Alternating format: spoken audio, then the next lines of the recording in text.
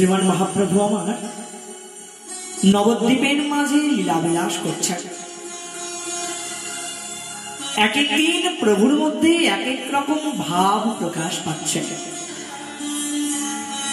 কখনো তিনি রাধা ভাবে ভাবিত হচ্ছেন,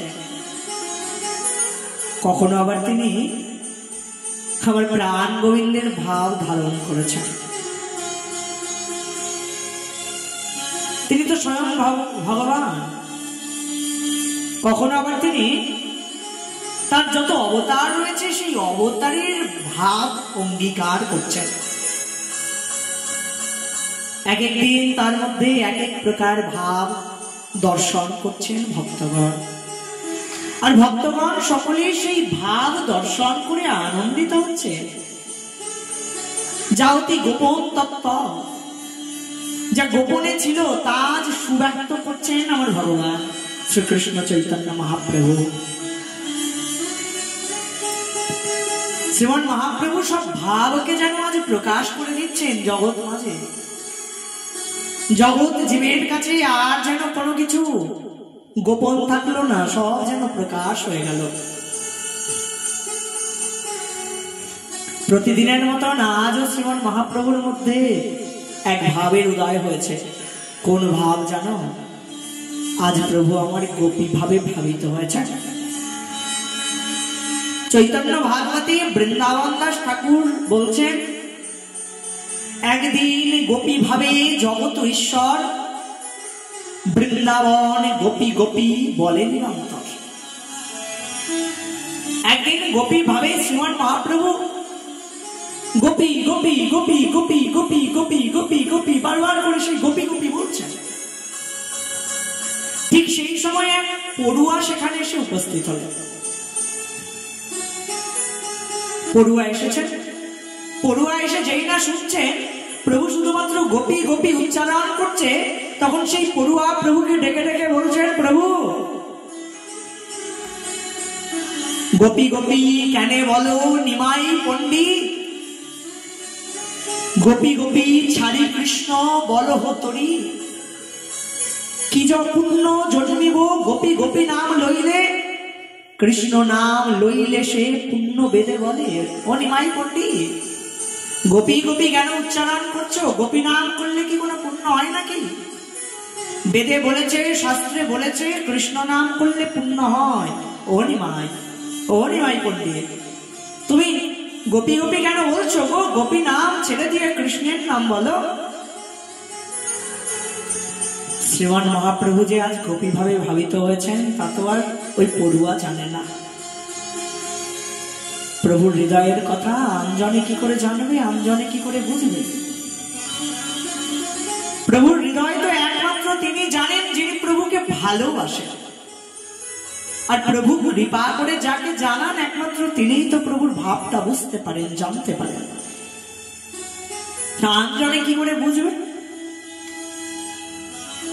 তাই তো সেই পড়ুয়া আজ শ্রীমান মহাপ্রভুর হৃদয়ের ভিন্ন ভাবের কথা বুঝতে পারলেন না।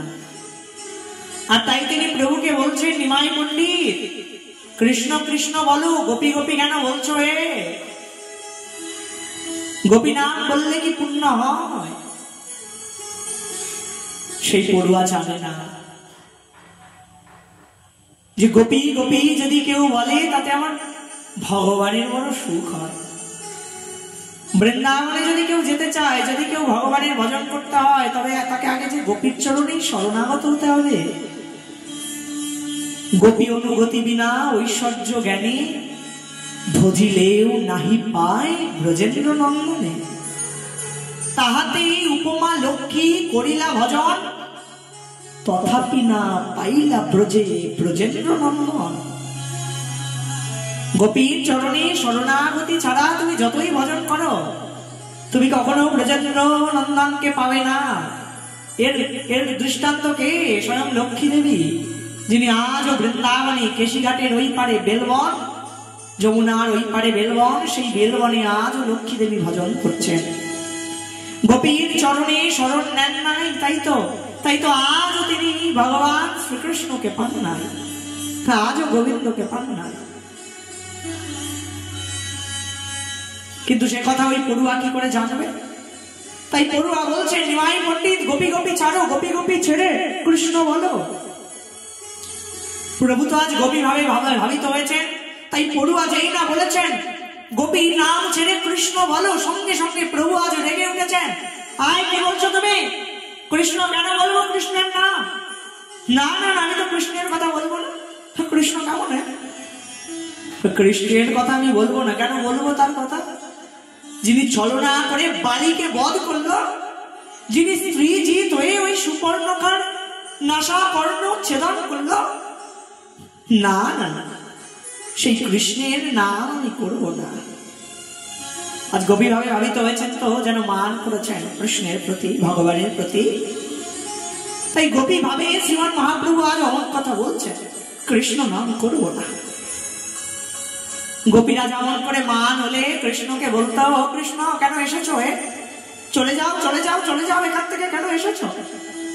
এই কুঞ্জে তোমার আসবার প্রয়োজন নাই, চলে যাও চলে যাও চলে যাও তুমি। আজ ভগবান শ্রীমান মহাপ্রভু আমার অমন করে গোপী ভাবে ভাবিত হয়ে কৃষ্ণের কথা শুনেই যেন রেগে উঠলেন।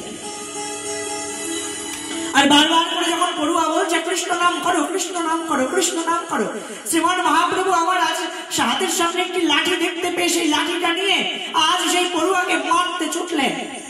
আর পড়ুয়া ভয় পেয়ে সেখান থেকে পালিয়ে গেলেন। আর পালিয়ে গিয়ে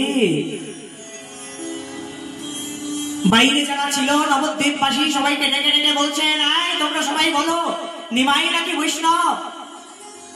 তোমাদের কথা শুনে আমি আজ নিমাই পণ্ডিতকে দর্শন করতে গেলাম, আর গিয়ে দেখি সে গোপী গোপী নাম জপ করছে।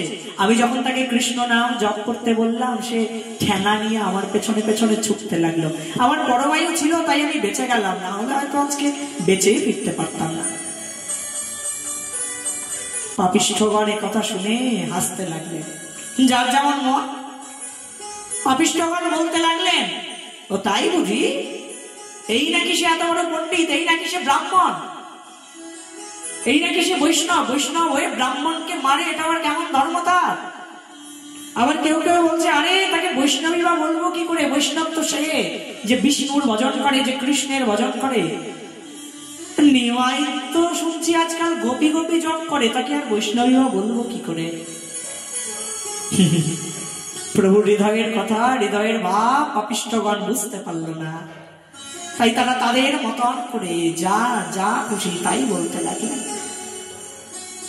কিন্তু প্রভু আমার আজ গোপী ভাবে ভাবিত হয়েছেন, আর তাই তো এই পাপিষ্ঠগণকে উদ্ধার করবার জন্যই প্রভু আমার সন্ন্যাস গ্রহণ করলেন। প্রভু দেখলেন আমি যে কাজ করবার জন্য এসেছি, সবাইকে উদ্ধার করতে আমি এসেছি, সে তো হলো না, বরঞ্চ এরা আমার নিন্দা করছে, এদের যে আমার নিন্দা করা এদের যে ক্ষতি হয়ে যাবে, এরা এটা বুঝতেও পারছে না। তাই আমি সন্ন্যাস নেব। আমি সন্ন্যাস নিলে কেউ আর আমার নিন্দা করবে না, সবাই আমায় শ্রদ্ধা করবে, আর আমায় যখন সবাই শ্রদ্ধা করবে তখন সবাই উদ্ধার হয়ে যাবে। তাই প্রভু আমার এই জগৎ জীবকে উদ্ধার করবার জন্য নিজে গৃহ ত্যাগ করে সন্ন্যাস গ্রহণ করলেন।